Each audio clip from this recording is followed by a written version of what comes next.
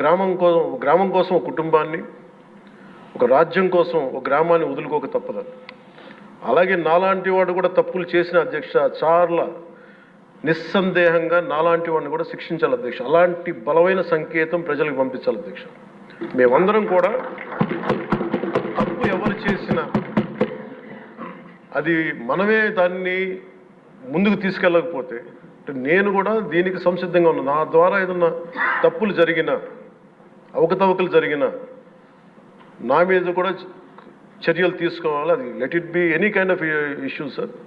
అది నేను నా వంతుగా నేను మీకు తెలియజేస్తున్నాను. I will be liable if I do any mistake as I uphold this as long as I hold this responsibility. అందుకని అందరం కూడా మేము దీన్ని స్ఫూర్తిగా తీసుకొని గౌరవ ముఖ్యమంత్రి శ్రీ చంద్రబాబు గారికి మీ అపారమైన